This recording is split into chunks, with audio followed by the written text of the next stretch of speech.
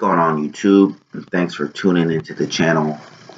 Day 32, 48 days with the 48 laws. Link in the description below. You can pick up your copy. Shit, lost my page. Oh, I got it here. Let's just jump right into it. I should have these done by Christmas weekend, no matter where I am day-wise. I'm going to catch up as we move forward, but let's just jump into it. Law 32, play to people's fantasies.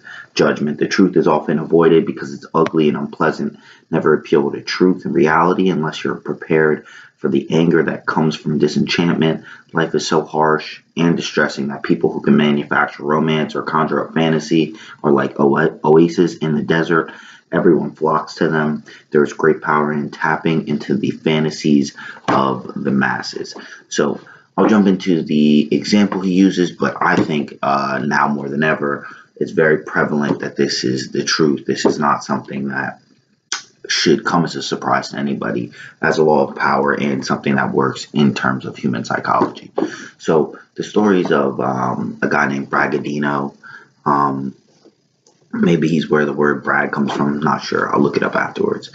But so in Venice, sometime around the 16th century, they were going through, I guess, an enlightenment period, and basically they started falling out of it, and they were in very humdrum time. Something in America probably you can kind of feel is happening. I mean, it's been happening for almost the last 20 years, probably since I've born. We've been kind of going into a more humdrum period. But let me get back to the example. So basically, he spreads a reputation that he's an alchemist. So they start competing for his favor with some other countries, and basically they invite him to the palace. Because they went to his house with another duke from Mantua. But basically, when they went there, they saw him, he's living this lavish lifestyle, and it seemed that he could do alchemy, and he could turn useless minerals into large bits of gold dust. And when he gets to the palace, he doesn't really do anything. He creates this huge popularity. The government's paying for his lifestyle. And in the beginning, nobody really cares. So a few months go by, and the people start to get a little bit uneasy, and they're basically like, well, when's this guy going to do some alchemy? And basically he's like, I actually already did the alchemy. I put my special substance in the bank, the mint, and what's going to happen is, I can double your gold now, or you can wait 7 years, and basically there's some kind of compound effect where 30 times the gold will happen if you let it sit for 7 years. The Senate was cool with it, but basically the people and some of the nobility just weren't really having it, and they kind of were like, yeah, you need to make gold now. So he's like, you guys just completely just disrespected me. I'm going to move over. So he was just basically hopping from country to country, town to town, pulling the same con, having the government pay for his lifestyle. In the end, it actually leads to his demise. It's in the reversal that you just got to know who you're kind of dealing with, because he goes and he does that in Munich, and they actually hang him for not doing it fast enough. So I digress, but playing to people's fantasy. So the whole idea of this chapter and the keys to power, and then I'm going to get to modern day examples, is the keys to power is that people, reality is often very harsh and something that people are trying to escape. And if you can be that escape, and he talks about this a lot in The Art of Seduction, you'll get immense power, and people will flock to you because people have that need to believe. It's almost the same as the cult-like following chapter, that, people want to believe in a group. People want to get pulled out of their day-to-day, feel like they're on an adventure. And now let me get into real life examples. I think it's prevalent. I'm sure you guys have all heard an ad that something goes like, I used to be a piece of shit. I used to hate my life. I used to sit on the couch every day and bank account, and had no girls, and I was addicted to drugs and alcohol. And then I learned this one thing I'm going to teach you in this $5,000 course, this one blueprint, this one secret. It's going to solve all your problems. Pay me and take my course, and it's going to be very easy, and you're going to be a millionaire.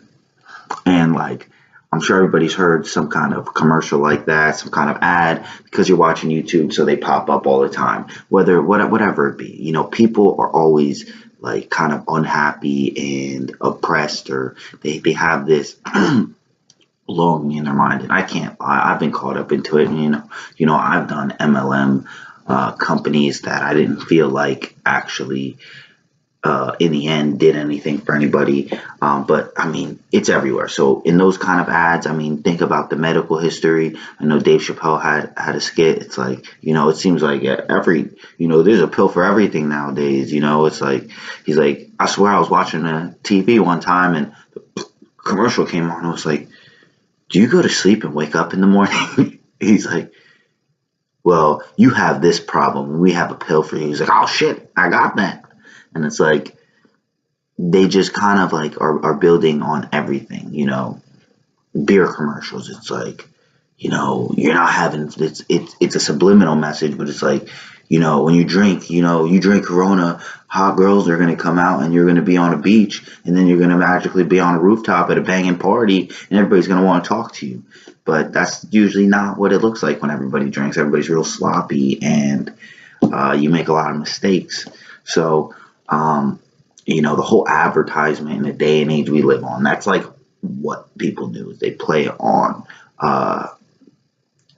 your fantasies. And especially a lot of the things that come out, a lot of the things a lot of people want to do, they've made entrepreneurship has become this really glorified position, even though if you really study the people that are really in it, entrepreneurs are a group of people that are some of the most depressed people because of all the pressure that is actually put on them. And then you can look at it into politics, into America. And this is my own personal view on it. I mean, maybe other people won't agree on this, but Donald Trump. Now, Donald Trump came in a period where, America, I feel like for the last pretty much most of my life has been in this real big turmoil of social change, and especially with the advent of social media. And I think Obama kind of tapped into something similar to this as well. His first campaign was that, at that point in 08 and 09, that's when the stock market crashed. We needed a change. Shit was going wrong. We needed a change. Yes, we can. That was kind of his slogan, and being the first black president, it was a change. Everybody was looking for change. Everybody was looking for a spike. He comes in, he does what he does, and after a while, I think there was, in just knowing the demographics of our kind of country, I think there's a lot of flyover states that, they liked Obama, but there's an aspect where, I mean, if you know the country's history and you kind of go back any time past like the 80s and 70s, further back, I mean, a lot of the things controlled and people in power at the most part it was just pretty much all white. It was very whitewashed. Nowadays, with social media and music and lower barriers to entry, I think you're seeing a lot more demographics involved in it. And I feel like, and then with the president being black as well, I think when Donald Trump came in, is making America great again. And I'll be honest, I mean, this is just how I take it. I really felt like the slogan, and there are a lot of white supremacist groups jumping on. It's like, kind of was like, make America white again. That was kind of the impression that I got. But the fantasy that he played on was, there's a lot of people that feel like they're forgotten in this country.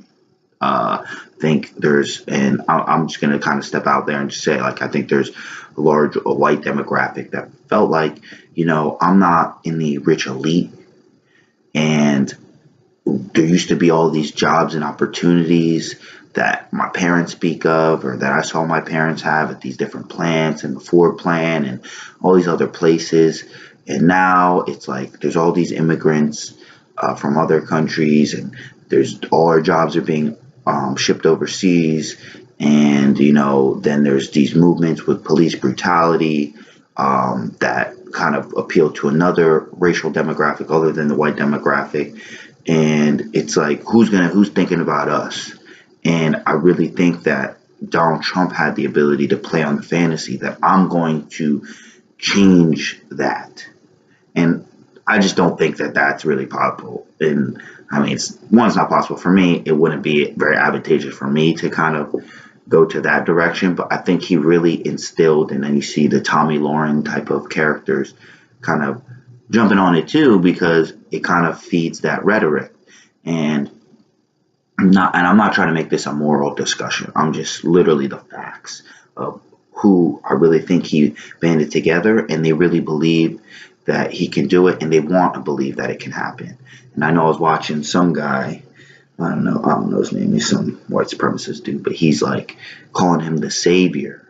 And after reading this chapter, you can see how artful and strategic that was for Donald Trump to come in at this time, and in the states that he took the middle of America in a way. I've never seen that many electoral states a certain color. It was just all red. The whole flyover states were red. And not whether it's right or wrong. And that's just, I want to make that clear too. It's not like whether this is right or wrong. This is not like a political debate. I'm just really trying to tie it to certain things here. Because, I mean, you could say the same thing about Hitler doing the same thing, where after World War One, the impoverished Germans, they're so disenchanted. And I know there was this one story that, this guy was carrying a suitcase full of money, and it's falling and flying away, and he's not even picking it up because it was so worthless, that he gathered everybody together that believe in the fantasy. It's not your fault. It's not our fault. And this can be fixed. Kill all the Jews. Everything's good. People believed it. People glommed to it because people want to believe in that fantasy. People want to believe there's an easy way out. On the internet, people want to believe you can sign up for this program and make $5,000 from your house while you pick your ass. People want to believe. So when you play to the fantasy, that's what happens. And I kind of know I used probably some stronger examples. And I know from the few other responses, when I kind of bring race and other things into it, sometimes I get these crazy responses. But I just want to make sense. This is not really a moral conversation. It's more of like, I believe that those are the fantasies that people play to kind of spread their message. So I know this one's a little bit longer, and I know I'm kind of like hedging a lot. I just want to try to be clear. When you're putting these videos up, it's really hard to, until it's out, you really don't know what you said, because, I can listen to it. I know what thoughts are going on in my head, but they're not usually getting bounced back. So that's the interesting, just a little side note on just YouTube in general, just my last kind of year and a half posting things up. It's like, it's very weird, the difference between when you record it, what you think you heard, and then you put it up, and then you see what other people heard or what other people got from it. It's very, very interesting, and it's a weird idea that you really don't know what you said until other people have listened and interpreted it for themselves. But that's it. Play to people's fantasies. The real reversal on this was just, as a lot of these, it's like kind of don't get caught. Bragadino gets caught. He didn't really judge his audience correctly, and he gets hung for it. So that's pretty much the reversal. The other portion of the reversal was that it doesn't have to be something mystical, and that's kind of most of my examples kind of already prove that commonplace argument, like the ad of the guy that's, I used to be just like you with absolutely nothing and depressed. I'm just a regular guy. Or, make America great again. I know what you guys are feeling, because I've been feeling it too. I'm an everyday man. It's going to be absolutely. But fantastic. I think his mannerisms are very, very entertaining. But he kind of tried, not like the common man, because everybody knows he's been rich since he was born. But, yeah, the common man, the advertisements, I forgot the other example I did, but this is already getting to 15 minutes. I'm going to cut this short. So pick up your copy in the link in the description below. Thanks for tuning into the channel. It's your boy Devin Coates. Like, comment, subscribe. I mean, I kind of touched on a few things. If you have any thoughts of your own, I would love to look at them. As I said, you never really know what you said until you hear somebody else interpret it. Catch me tomorrow. I should be posting another one of these, but I am very committed to making sure the weekend of Christmas or very, very, very shortly after that, I'm trying to hold myself to that deadline. This is all going to be finished, all going to be posted up. It's a little bit more time consuming to read a book when every chapter you stop to put up a video. So it's a lot different for the experience I'm doing is different from what I've done. Learning a lot. You can hear my review of the whole experience come Christmas time, right before the new year. Thanks a lot. I'm checking out. I'm extending this too long. Peace. It's your boy, Devin Coates.